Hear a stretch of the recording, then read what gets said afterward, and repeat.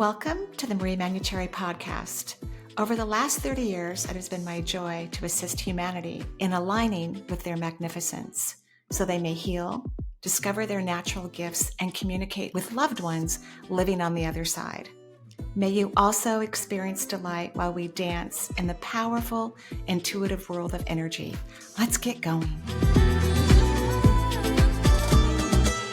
Hello, everyone, and welcome back to my channel where energy and the divine meet. I'm your host, Manuchehri. Thank you for liking and subscribing below. I really appreciate it. Thank you.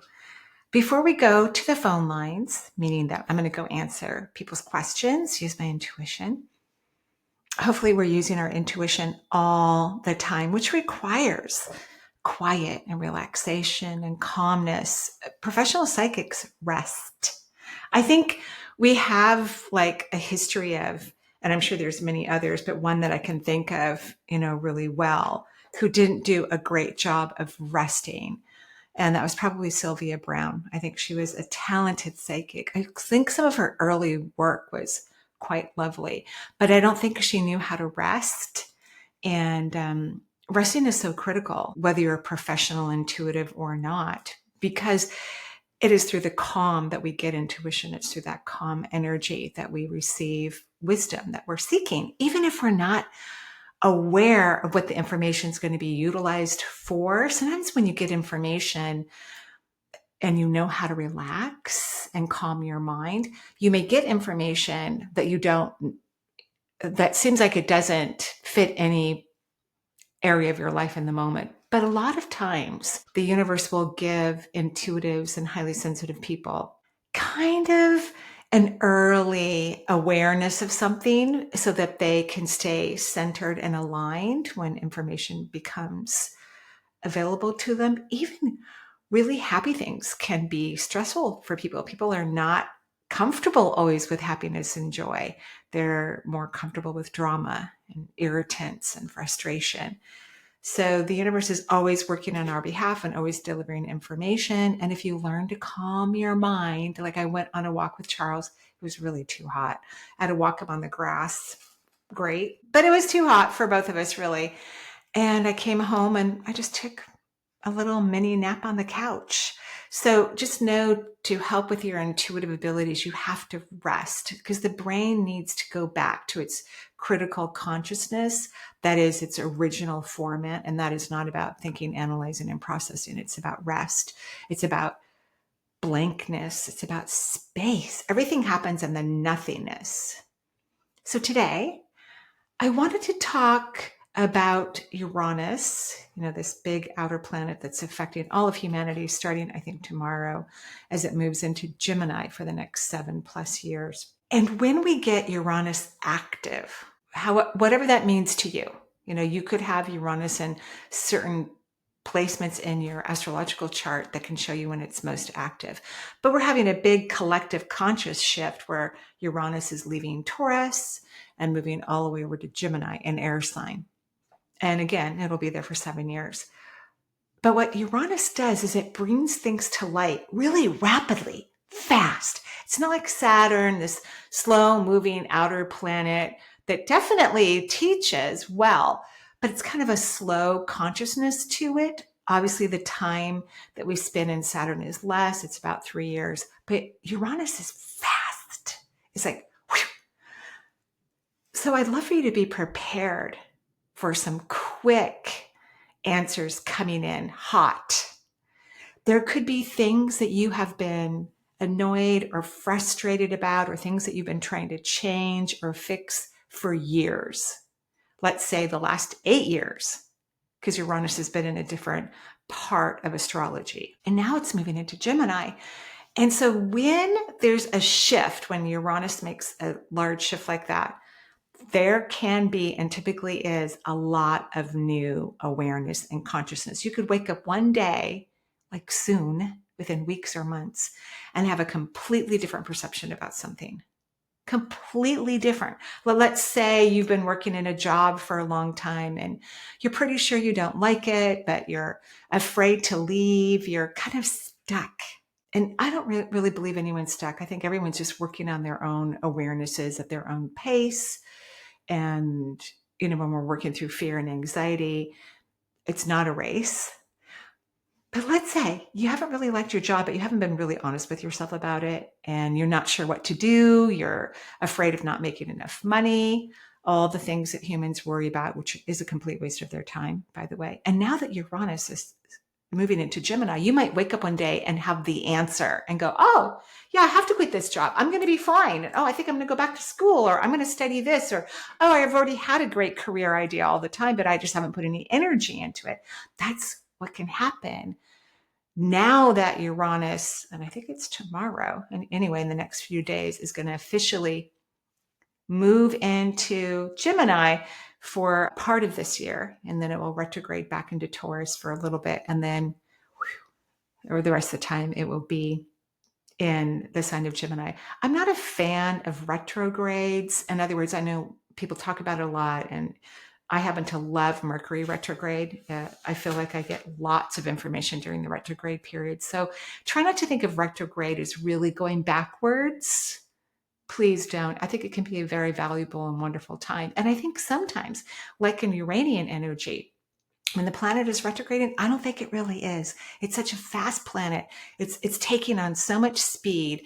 It's highly intelligent. It's very curious. It has tons of technology within its energy as well. And it can affect the nervous system because it starts to run your energy faster than it was. So I don't really think this retrograde back into Taurus is really that big of a deal. But I'm not an astrologer, by the way. But I am intuitive, and I believe in listening to my intuition. So maybe make a little list of some of the things you've been kind of stuck on. I remember years ago, but it was probably more related to Saturn than Uranus, but I had an experience where, I really wanted to live in a different house. I had been living in the house that my children's father and I bought years ago, and I was the only divorcee in the neighborhood. And I just wanted to get out of that, the thought patterns, because everybody thought of me as the wife of this other person. And I just didn't want to be seen that way anymore. I just wanted to get out of that energy. We all moved in at around the same time. It was a new neighborhood. We all knew each other really well. We'd socialized significantly. Our children all played together. But I just wanted to get out. But in my mind was kind of stuck that I can't really buy a house by myself. Like either I can't afford it, or I should wait till I have a partner. I just had all these weird ideas that I wasn't even conscious about. And I'd already remodeled the bathrooms and updated the kitchen, painted the house inside and out. I was doing it to please myself, but also preparing for, living someplace else. All my kids were in college at the time. And one day I woke up. I just had this awareness as I was opening up my eyes that you can buy a house by yourself. Just go get one. And I was like, I had never really explored the idea. I didn't even realize I was stuck in this lack of truth. So of course I went ahead and, became approved and bought a new house in a few months. So that's what I mean. That's what's going to happen with Uranus moving into Gemini. There could be areas of your life that you don't think you're stuck, but you are. And you're stuck because of something that's in your crawl that is not true. You're operating on false information, on limited perceptions. And now those perceptions are going to get blown out of the water, and they're going to help you move forward. So this is the perfect time to be using positive what if questions. It doesn't matter what the topic is. Using great affirmations that you can believe in while you go on a walk or go swimming or before as you're falling asleep at night or gardening, doing something that makes you happy. This is the time to really put your energy into manifesting, because things are going to change, and I think you're going to like it a lot. Okay, I'm going to go on to the phone lines now. Hi, Marie. This is Amy from Northern California, and I had a question concerning prayer. I have my roots in Christianity, but have spent the last few years really discovering my own spirituality and my own beliefs, and have moved away from many of the teachings of the church. And I've just been a little confused on prayer, because I spent a lot of time in prayer but I felt like it was more of a Fear. fearful Yeah. situation where I was asking for something for guidance or for needs for other people. And I don't really feel like that's the right response to be in to the universe. And so I'm looking for how you view prayer, how you use prayer. Yeah, really any ideas you have concerning that. I don't think that I've really heard you talk about that, but I'm a fairly new listener, so that would be really helpful. I also have quite a few loved ones on the other side, so if you had any Trying to messages sneak in a from question. any of them, that would be a huge, huge bonus. Yeah. I have really, really appreciated your insight about death and the other side, and it has helped me immensely really see all of my loved ones in a new way and connect with them Aww. in new ways. So thank you so much for everything that you do and for making yourself available to us. I really appreciate you. Bye. Of course, Amy, it's my absolute pleasure. And I love your question. Prayer is powerful. And it kind of doesn't matter how you pray. Like, even though I'm not religious, like I've never read a religious text. I love the word God. I even love Christ. I love kind of the Old Testament language. I even like the Old English. That's why I follow a lot of spiritualists who were popular in the late 1800s, early 1900s. Their language, for some reason, speaks to me. And so I use prayer in that way. But overall, what prayer means is not to be pleading for something or asking for terrible things not to happen for you. That's not good for prayer. Prayer is the assumption that what you desire already exists in the universe. It already exists. And you are thanking creation, God, source, Christ, Buddha, goddesses, for what you want as if it's already here. That's what prayer's all about. When I'm praying for others, like if I have a client that's having a challenging time or a friend, I just surround them with tons of white light that doesn't have a lot of determined outcomes in it. Because I have a determined outcome. I know what I want for my friends, my family, my clients. I know what I want. And I want it now. I want it. But I know that if I just surround them with beautiful bright light, that's kind of my way of praying for others, and not have a distinction of what that white light is going to be utilized for, that it's only going to be for their highest good, because many humans cannot contemplate what is in the highest good of another, let alone themselves. And someone may want a certain thing to happen for them, and that could be great. But what if what's meant to happen is even far better than they could possibly imagine? So what I do is I just imagine. I use intuition and creativity, imagination, and I surround that person with white light. And I allow myself to feel the love of the divine while I'm doing that, which is a choice. It's an experience. And I move in neutrally. And I say, please, or thank you for whatever's in this person's highest good. Yeah. So hopefully those are some helpful tips for prayer, even helping others. But everything that we would want that's in our highest good has already occurred. Our job is to just have gratitude for it. And then it appears in the perfect way that it was meant to appear, which is usually not the way the human mind, even for a millisecond, considers that it will. Okay, thank you. Hi, Marie. My name is Erica, and I'm currently in New Orleans, Louisiana. I have a question regarding COVID. I am currently recovering from my 11th COVID infection since 2020. Wow. And I have tried, traditional approaches with medicine and doctors. And Sure. I'm trying to figure out the root cause of why COVID keeps visiting. And what I can do to alter that and kind of get my life back on track. Yeah, thank you. Thank you so much. You're very welcome, Erica. First, I'm sorry. It's no fun. As far as I know, I haven't had COVID, but I mean, I could have, and I don't know. I did have RSV a couple years ago. That was tough. All the grandkids were sick, and Mimi got their sickness. So something in your immune system is not operating correctly. And that's why having a naturopathic physician is so critical, especially for something like a chronic condition. That's what we're going to call this. You've had 11 bouts of COVID. We're going to call this a chronic condition. Your body isn't able to fight it. Your immune system isn't fighting well.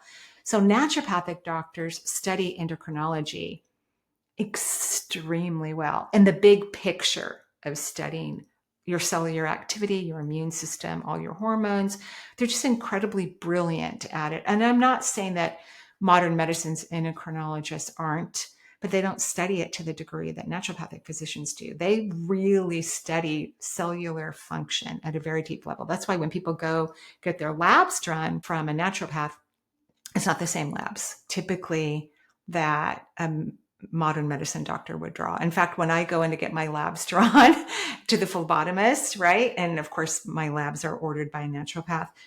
The first thing they say to me is this from a naturopath? I'm like, yeah, because they're labs they haven't seen before or they don't see regularly because they are looking at very specific, kind of like the blanket of the immune system, like deep in the soil and the tissues of your beautiful body so that they can help you to increase your immune system. And they're very good at their jobs. I do think it's important to find a naturopath that someone speaks highly of, and maybe more than one person has spoken highly of them. They're not licensed in every state, unfortunately. And I think you are from the Carolinas, I think you said. May not have naturopaths licensed in your state. It's a possibility. But you could look for naturopaths who are working with another physician or a nurse practitioner who's studied holistic medicine, or you could perhaps find a naturopath in another state, and in your state, your naturopath does your labs that the naturopath wants you to use, and then nurse practitioners can order the same things that, as even physicians, just not scheduled to, I believe it is, scheduled drugs. So that's what you have to do. And of course, the third chakra that governs the immune system is all about self-love. So the core energetic reason is you need to fall in love with yourself. And I already looked when I was listening to your question, I looked at you and you don't have feelings, authentic feelings of love for yourself. So that could help enormously. That could actually help you to make really good decisions and choices and have great solutions come your way rapidly. And, Uranus could play an excellent part of that too. I hope you feel better soon. The only person I saw, and I can still see him, this would be someone who was maybe a peer of yours who passed away, or someone who died younger. It's a male. He has brown hair, kind of like my color, shorter than mine, but kind of feathered back a little bit. Cute as can be. He's wearing like this brown jacket and a button-up shirt underneath it that's brown and white, kind of plaid. He's got jeans on and kind of like hiking boots in a way. He could have passed away a while ago, or this is, he could have passed away a while ago, or someone who was a peer of yours when you were much younger. And so now I'm just thinking about what is he saying to you? Because that's important, right? If I'm going to look at someone, if I can see them, what is the translation? He actually says that you would love holistic medicine, to consider studying it, even as a hobby, or something like acupuncture or acupressure. He says you probably would really love acupressure, especially for the feet, reflexology. He thinks that you have a great appreciation, more so for holistic medicine, especially since these 11 diagnoses where sometimes people feel helpless, like they're doing everything their doctor tells them. Their doctors are doing the best they can. They are. I love modern medicine, as not as much as holistic, but I love it just the same. I think it's incredibly powerful. But not all forms of medicine have all the answers. So, that's what he's recommending. Take some holistic classes. Great idea. I hope you feel better very soon. Thank you. Hi, Marie. My name is Louise. I live in the Chicago area. I have been a metaphysical person for over 35 years on the path to discovering many wonderful things. and have been able to manifest a really fabulous life at the age of 78. Today is my third anniversary to a wonderful man who came along after my first marriage of 40 years ended. And then I really got on this path to heal and to just really learn how to create a fabulous new life. But the reason I'm calling you today, or asking this question on the podcast, is for my daughters. Both of their marriages ended after 10 years, and they've been divorced for quite a long time. And one daughter in particular is feeling a lot of pain still from a breakup 3 years ago. And I'm just wondering what kind of karma, are we carrying some family curse or karma that we all have had difficulty with our relationships.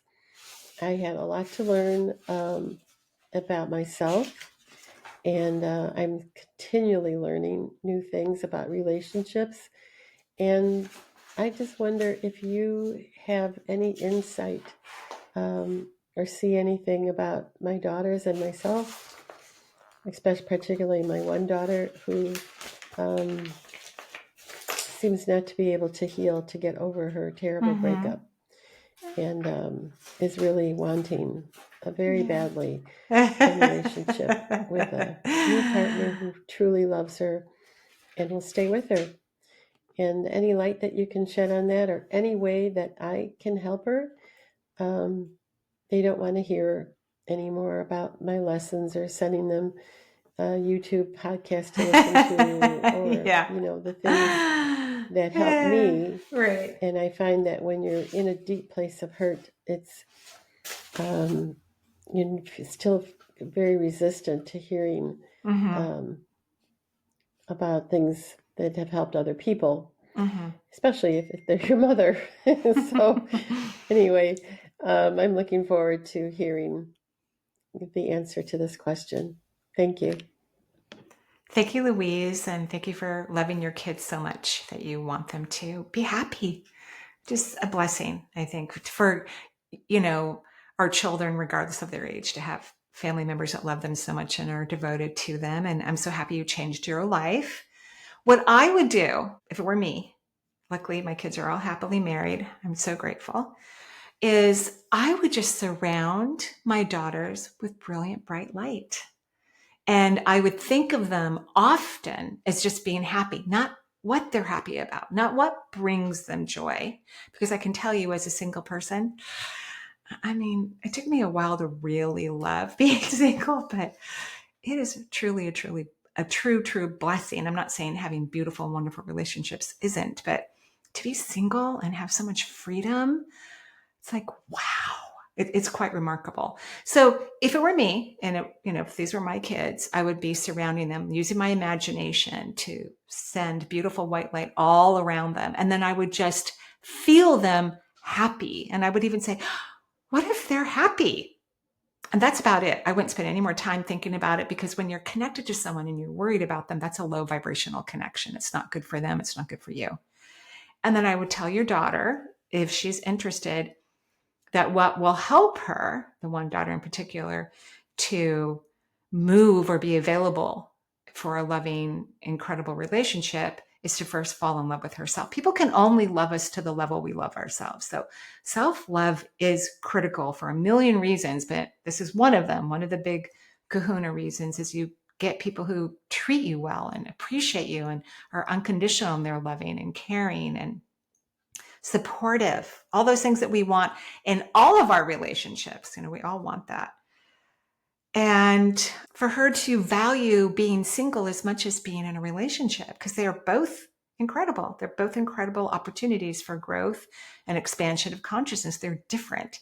Now, the good thing, Uranus moving into Gemini, it could help that daughter, because it's been about 10 years, you said, since she got divorced, and Uranus changes about every 7 to 8 years. And so that would make sense that she's been kind of stuck in this energy while Uranus has been touring Taurus. Now it's moving to Gemini. She just might wake up one morning and go, oh, yeah, being single is freaking cool, because honestly it is. Being in a relationship is cool too when we allow ourselves to attract wonderful people to be in our lives. They're both equally wonderful. And I think we have to get rid of this old idea that if you're single, it's not healthy or beneficial, or there's something wrong with you. There isn't. There's a whole bunch of people. I was just eating dinner with a friend yesterday. We were at a restaurant, and I don't know if the universe was just trying to point this out to me, but as I'm looking around the restaurant and I was looking at couples mostly, and all the women that I just happened to be in my sight, it wasn't like I was scanning or reading the room at all, but they all looked miserable, unhappy, annoyed, frustrated. They were just sitting there, even when they were with the rest of their family who's talking, sitting there and just, they looked terrible. So there's a bunch of people who are not happy. Remember, we have not reached the collective consciousness about partnership, meaning that most people don't choose. Obviously, you have, which is incredible. I'm so happy for you, Louise. But most people don't choose what's in their highest good when it comes to partnership, unfortunately. Okay, I hope that's helpful. Well, hi, Marie. I'm so excited that I'm able to do this. I can't hardly stand it. And I would like to know, the question I have for you is, my husband and I are currently living in Brisbane in Australia. And we have been looking in Brisbane, and we have been starting to look and explore in Hervey Bay, which is further north of us here. And I'm just wondering, You're exhausted. should we continue to put our energies into living in Brisbane? Will we be able to find a place here by January in order to move in on January 15th? And or would Hervey Bay, it's pronounced Harvey Bay, but it's spelled Hervey Bay, be a better option for us? And would we be more likely to find a great spot there? Thank you so much for your answer, and I truly appreciate the ability to ask. You're welcome, Shelly. And you could have already figured this out by the time I'm listening to this question. But what I like about this question is its opportunity to teach more about manifesting. We want to get out of the way of where we think we want to live or what's in our best interest. We just want to feel. So everyone who's trying to decide where to live or any other situation in your life that you need to make a decision about, you want to not get too hyper focused on it. You want to just be in the emotion that, oh, I love the new place that we're living. It's perfect. It's amazing. Not the how, where, when, or why. You don't want to get into that energy. It's very limiting. It slows the manifesting process down. Manifesting, because everything has already been created, is really about feeling what you want as if it's already here. The feeling of it, the joyful feeling that, oh my gosh, I love our new house. It's perfect. Yay. It's amazing. Yay. That's all you have to do. And that's all we have to do when it comes to manifesting and creating anything in our life, is to simply get in the vibration that what we want is already here. That's our homework. And we need to practice this often, because people forget that this is actually how to manifest. And if you start practicing it even on little things, the other day I was driving someplace that there probably wasn't going to be a parking spot, right? Because I've been there before.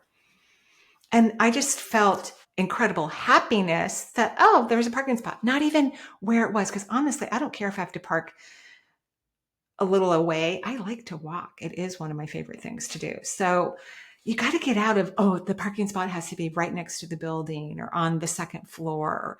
No, it's whatever is in your highest good. And that's supposed to get you out of the human attachment to what's right and what's wrong, because that's a low vibrational perception. And there's so many things that are wonderful for us that the human mind can't even imagine, won't even allow itself to think about it. So we have to get out of the way. Hi, Marie. Beautiful day to you. I hope you feel lovely and lovely as you always appear on each single podcast. And thanks for your energy and everything you do. I have a question for you. I actually don't really know how to formulate it, but hopefully you can understand based on what I'm about to elaborate. I would like to know your perception about religion and people who really believe strongly in God. Mm. In particular, I have a boyfriend who is a firm believer and to seek for truth, and basically saying that you have to be really blind not to see the truth, and basically that everything else that's happened in the world today is been already predicted and written in Bible, and the fact that there is a growing amount of spirituality in people who turn to spirituality, it's already also was predicted in Bible, and this is basically turning a lot of people against God. And how in general should two people co-create a loving relationship while they have different beliefs? And my end, I feel like I'm open to Right. different kind of information, Right. not necessarily about God at this moment, just because of the some restrictions that it imposes. But I also see that he is very set and firm, and deep inside I would like him to be more flexible, and he's in his 50s already, so he's lived half of his life and he tried different spiritual approaches, and he said that he really found the truth now. I just really would like to know what do you think. Thanks so much. Bye. It's a really big question. I know a lot of people who had close friends or romantic relationships who had to move apart because of religious or political viewpoints that just got too structured, right? Like, I think it's great for everyone to have their own belief system. It almost sounds like your partner doesn't want that. You know, I don't know for sure. Maybe you weren't as clear as I needed it to be to get the correct inference of what's happening for you. I don't think any religious text is authentic. I don't. I think that they've been translated over centuries by mostly male people, and it's based on human translation. I mean, when you think of just the Quran alone, and which I have not read, but I had one in my house for years and years. An eye for an eye is a part of their religious teachings, which that is not from God. That's a human perception, a limited human perception. So I think you just have to decide what's okay for you. You're right. You may not be able to get this person to change. And I think that we really need to be very honest with ourselves that the way someone is the way they could be their entire life. And we need to love them, even if they don't change. I mean, authentically, in order to have a fun, healthy relationship.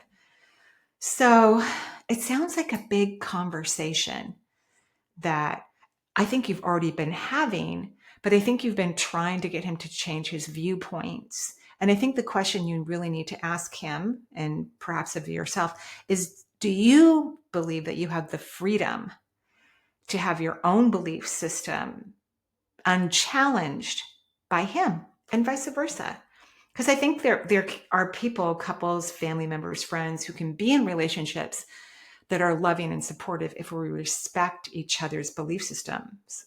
You know, like even my family doesn't believe in everything that I believe in. Luckily, overall, they do. But sometimes I raise their eyebrows, just normal family conversation because of my belief system. But I'm okay with them not believing in what I believe. The other day, everybody was at the house. We had a delayed Father's Day celebration because of travel. And I decided that we should ask each other some questions. And one of the questions, it was really fun. We all enjoyed it. We got to know each other even more, right? So, because usually we're just chasing around kids and cooking food. But so one of the questions that we asked each other was, do you believe that things happen for a reason? And there were 6 adults, 4 out of 6 said yes, and 2 said no. And it was just fascinating, you know, that some people, because I obviously believe that things happen for a reason, that our soul really wants to have certain types of experiences here, adventures, fun, spontaneous things, but also wants to heal things and learn and grow. And luckily, the 2 people who don't believe that things happen for a reason happen to be married to each other. That's a blessing. They have a firm foot in it. but then I even think that bad things that we think are bad that happen for a reason. And nobody agreed with that one. So, but it was really fun. I think it's fun to get to know each other and to understand each other's viewpoints and belief systems. And if you can't feel free in your beliefs, I think that's a problem in a relationship. That's what I think.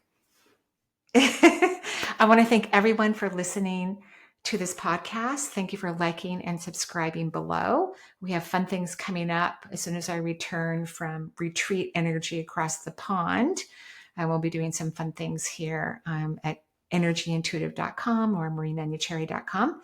And I look forward to answering more of your questions. Have a beautiful and blessed day. Bye-bye.